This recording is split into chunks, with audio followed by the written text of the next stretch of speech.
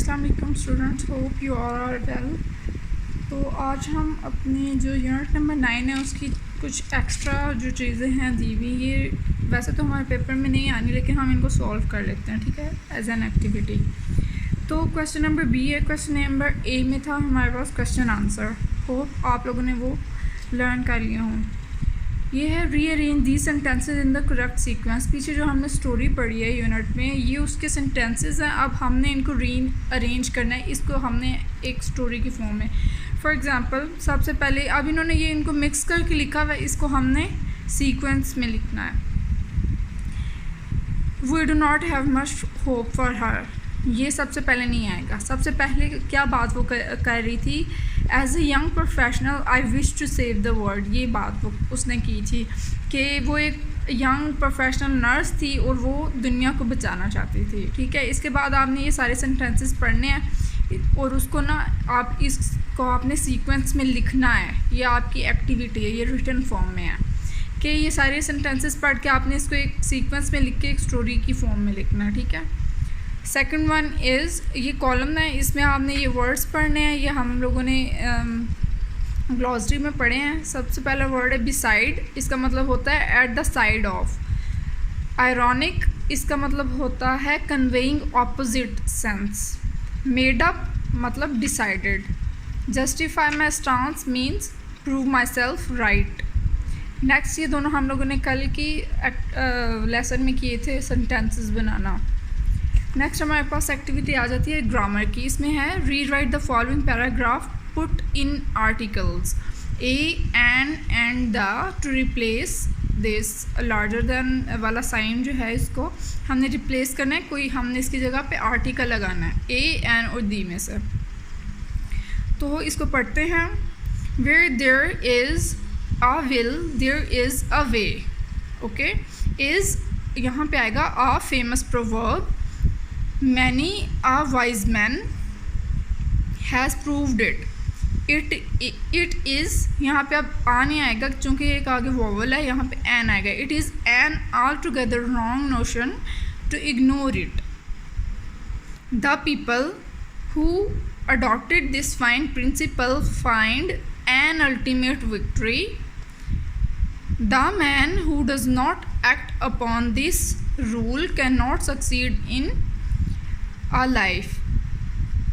What a lesson it has for all of us. Okay, ये आप लोगों ने एक्टिविटी, इसको आप बुक पे सॉल्व करेंगे। नेक्स्ट है बच्चों हमारे पास डायरेक्ट इनडायरेक्ट नरेशन। ये आपके एग्ज़ाम्स में नहीं आने लेकिन हम इसके कॉन्सेप्ट अपने माइंड्स में ज़रूर क्लियर करेंगे कि डायरेक्ट और इनडायरेक्ट नरेशन क्या होता है। डायरेक्ट नरेशन मतलब ये होता है कि हम, चलिए इसको रीड करते हैं। Means the exact word that someone says, मतलब कोई इंसान आपसे जो बात कर रहा है उसके same as it is wording को अगर हम कोट करेंगे अपने टेक्स्ट में या अपनी बातों में, तो वो होगी हमारे पास direct speech. These are enclose with quotation marks. इसमें इनको हमने ऐसे कोटेशन मार्क्स में इंक्लोज करना है, which are called inverted commas, ठीक है। जैसे कि ये हुआ है आई रिप्लाइड, आगे कोटेशन मार्क लगे हुए हैं, उसके बाद जो मैंने कहा था वो एज इट इज़ अंदर लिखा हुआ है, ठीक है। यहाँ पे जो इसने शी सेड, जो भी उसने कहा है वो उसने एज इट इज़ वर्डिंग जो यूज़ की थी वो as it is wording use हुई है। फॉर एग्ज़ाम्पल, आपने किसी को अपनी बर्थडे का इन्विटेशन भेजा है, ठीक है। मैं उसका रिप्लाई आपको बताने लगी हूँ कि वो क्या कह रही थी, ठीक है। मैं आपसे कहती हूँ, उसने कहा कि मैं बीमार हूँ, ठीक है। मैंने एज इट इज़ उसकी वर्डिंग यूज़ कर दी। उसने ऐसे कहा था कि मैं बीमार हूँ तो मैं नहीं आ सकती, तो मैंने आपको एज इट इज़ बता दिया। अब हम देखेंगे indirect speech does not consist of the actual word of the speaker. पहले जैसे उसने वर्डिंग यूज़ की मैंने एज इट इज़ आपको बता दी। उसने कहा मैं बीमार हूँ, मैं नहीं आ सकती, लेकिन जब हम इसको इनडायरेक्ट करेंगे तो मैं उसकी वर्डिंग यूज़ नहीं करूँगी एज इट इज़, मैं उसको क्या करूँगी, but conveys the full sense of what he said.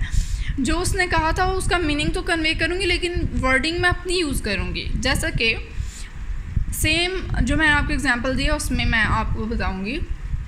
उसने कहा कि वो बीमार है और वो नहीं आ सकती, ठीक है। यहाँ पे मैंने वो लगा दिया, जबकि उसने कहा था कि मैं बीमार हूँ, मैं नहीं आ सकती। अब यहाँ पे वर्डिंग मैं अपनी यूज़ कर रही हूँ। उसने कहा कि वो बीमार है वो नहीं आ सकती।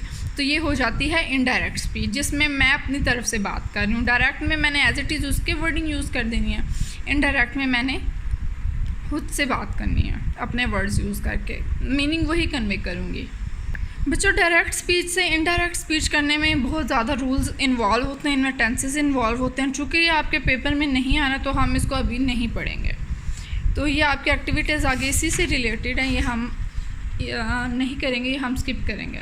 नेक्स्ट है बच्चों हमारे पास कंपाउंड प्रपोजिशन। प्रपोजिशन ऐसे वर्ड्स होते हैं जो दो सेंटेंस के दो पार्ट्स को मिलाने में, दो सेंटेंस के दो हिस्सों को जोड़ने में मदद करते हैं। जैसे कि बट, लाइक मैं बीमार हूँ लेकिन मैं आऊँगी।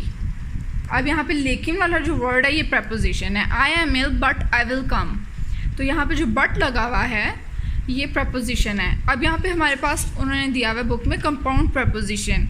Compound preposition are two or more words working together as one word and functioning as a preposition. दो या दो से ज़्यादा वर्ड्स होते हैं जो एक वर्ड बना रहे होते हैं, और ये काम क्या करते हैं, दो सेंटेंस के दो पार्ट्स को जोड़ने का। ठीक है, यहाँ पे बिकॉज ऑफ जो है एग्जाम्पल में ये कंपाउंड प्रपोजिशन है। He could not attend the seminar because of his brother's marriage। चूँकि उसके भाई की शादी है इसलिए वो अपना सेमिनार अटेंड नहीं कर सकता।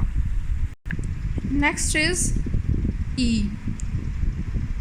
Complete the sentences with the given compound preposition. जैसा कि हमने कंपाउंड प्रपोजिशन का कॉन्सेप्ट पढ़ा, हम इन फिलिंग द ब्लैंक्स को कंपाउंड प्रपोजिशन के, ये कंपाउंड प्रपोजिशन के एक हमने बिकॉज ऑफ एग्जाम्पल पढ़ी। ये सारी कंपाउंड प्रपोजिशन है। Along with, according to, in front of, away from, because of, instead of.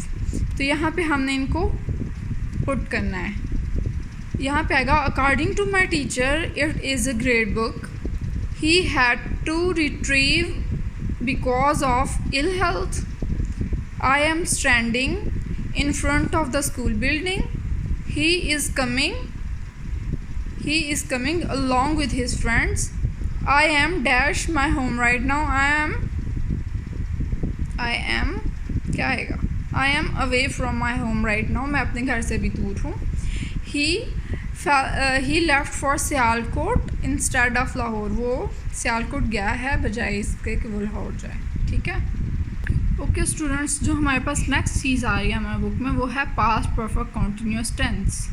ये ऐसा टेंस है जो इस चीज़ के लिए यूज़ होता है कि एक काम जो पास्ट में शुरू हुआ हो और अभी तक वो जारी हो, या फिर उसने एक नेक्स्ट पॉइंट तक जारी रहना हो। ठीक है, ऐसा काम जो पास्ट में स्टार्ट हुआ हो और उसने प्रेजेंट में जारी रहना हो, या फिर प्रेजेंट के किसी वक्त पे ख़त्म होना हो। ठीक है, ओके, इसका हम स्ट्रक्चर देखेंगे पास्ट परफेक्ट कॉन्टीन्यूअस का। जैसे कि हमने प्रेजेंट परफेक्ट कॉन्टीन्यूअस पढ़ा था, इस तरह पास्ट परफेक्ट कॉन्टीन्यूअस का स्ट्रक्चर है। सबसे पहले सब्जेक्ट, फिर ऑक्सिलरी वर्ब। ऑक्सिलरी वर्ब का मतलब है हेल्पिंग वर्ब, भी हमने पढ़ा था। इसके हेल्पिंग वर्ब्स हैं हैड, बीन। जो पास्ट है उसका हमने हेल्पिंग वर्ब देना है हैड, और जो कॉन्टीन्यूअस है उसका जो हमने बेस के साथ आईएनजी लगाना है, हैड बीन लिख देना है। हैड पास्ट का लेके उसके साथ बीन लगा देंगे, और जो कॉन्टीन्यूअस है उसका हम लेंगे आईएनजी। बेस के साथ जो बेस वर्ब होगा मेन वर्ब, उसके साथ हम लोग आईएनजी लगा देंगे। लाइक वर्क है ना यहाँ पे, तो उसका वर्किंग कर देंगे। Use of the past perfect continuous tense। The past perfect continuous tense is like the past perfect tense, but it expresses longer action in the past before another action in the past. Example, Rahim started waiting at 9 a.m. I arrived at 11 a.m. When I arrived, Rahim had been waiting for 2 hours। इसमें हम लोगों ने यहाँ पे इन्होंने ऊपर mention नहीं किया, हम लोगों ने ये पढ़ा था कि ऑब्जेक्ट आएगा, फिर इसके बाद प्लस सिंस फॉर का मैंने आपको कॉन्सेप्ट क्लास में अच्छे तरीके से समझाया हुआ है। उसके बाद जो टाइम ड्यूरेशन है वो आएगा।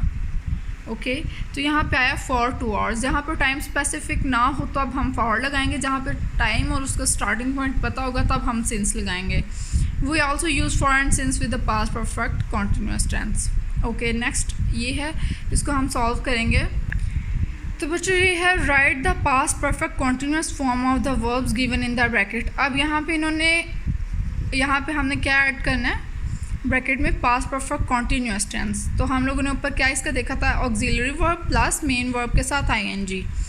तो यहाँ पे हम इसका ऑक्सिलरी वर्ब लगाएंगे. Salim was sitting on the chair out of breath. He had been running.